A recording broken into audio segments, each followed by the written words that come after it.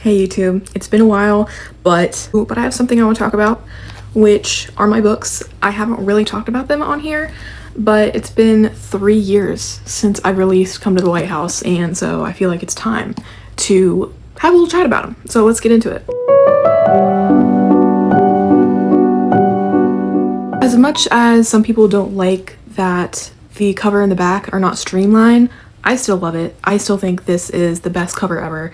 The concept art is what made this possible, which I had in mind even maybe before the story was being written, and my artist did such an amazing job. We have the nautical toil on the back.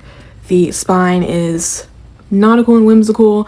So everything about the artwork aspect of my book, I still love and hold dearly to my heart. Even the back artwork, work of art, have like a little illustration based on old antique books we found. So we have like the little header ships. Let's see. Still love all of those. Still really hold them near and dear. As far as the content and the writing in the book, I am still completely proud of what I have in the book, but I wish I would have not toned it down so much. And the reason it was toned down is because at the time I was still in a religion that I wasn't really feeling. My heart was not in it. And yet being that religion meant there was a lot you couldn't do. There was a lot you couldn't write about, or you were kind of marked. And so there was so much more I wanted to add in this book that didn't get put in or got redacted basically, especially because I had beta readers in the religion as well. And so parts about like John and Adira's sexual tension, or her boyfriend, like how kind of manipulative he was, or John's encounter with the mermaids and that kind of abusive undertone. There was a lot that got toned down or even written out completely because people were too afraid it would look magical or intense, violent, sexual, the list goes on. And it ended up meaning that parts of myself didn't get put in this book the way I wanted to. And that's just a shame because there's a lot I still want to do with the storyline. I still want to write a sequel. I still think it'll get interest, but it just means that the first book there's a sliver of me missing.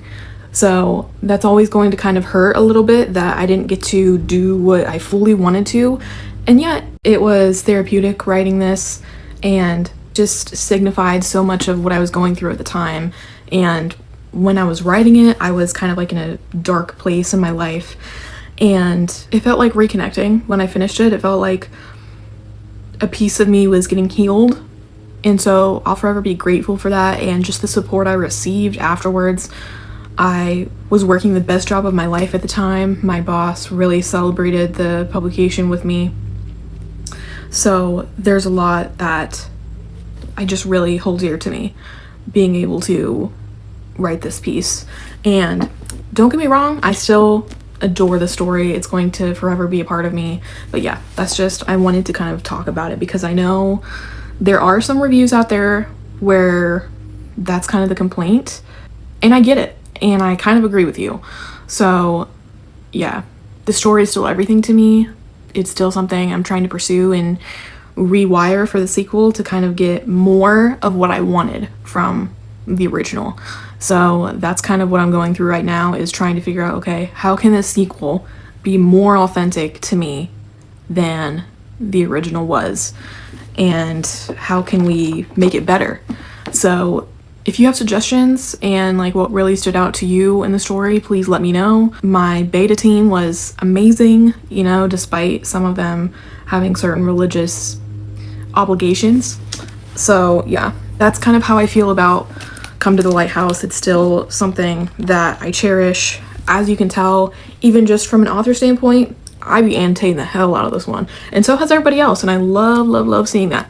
So just wanted to get that off my chest. Basically, it wasn't everything it could be. I recognize that, and I want to do better. And then there's the poetry collection that came, what was it, like a year afterwards, like 2024. It was during winter that this got published, which maybe wasn't the best idea considering kind of like the theme I have going on in my stories, which is nautical, if you didn't know. And for this one, there's nothing I really regret because it's true, just straight up what's happened to me, kind of in poetical form. So we got some situationships in here, old relationships, ex-friendships, just how I felt kind of one foot in the religion, one foot in the world. So there's a lot going on in this book. I got some photography in here as well, which also I just hold close to me. I love having this kind of immortalized in a way. This is the one piece my boyfriend read, and he said it really helped him understand just like the female mind in general, and also my feelings, you know, how my mind operates. So it's just something that I think a lot of other people can relate to. And so yeah, I don't really think I would do anything different with the poetry collection. The font is a little big, but I kind of based the format of this off of Patti Smith's Wool Gathering. If you know, you know. It's basically the same exact size, same feeling. So I really loved how that book felt in my hands, and I wanted my poetry collection to kind of have a similar feeling. So that's how it ended up coming out.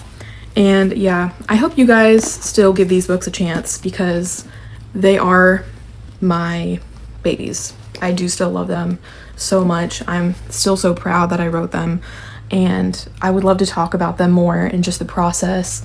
And if you guys want to see more of the process of writing future stories, I do want to do the sequel for Come to the Lighthouse, and I also have a Selkie story I'm trying to write that's kind of like, okay, this is going to sound really strange, but it would be like a Doctor Who alternate universe for two characters.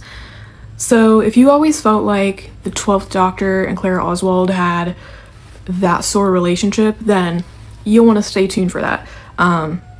It's kind of funny how many books are kind of very loose fan fiction ideas that always end up becoming the most popular, but it's like, I want to kind of give a twist to what these people had going on. So that's kind of what I want to focus on in the future, my two next big stories, and maybe another poetry collection.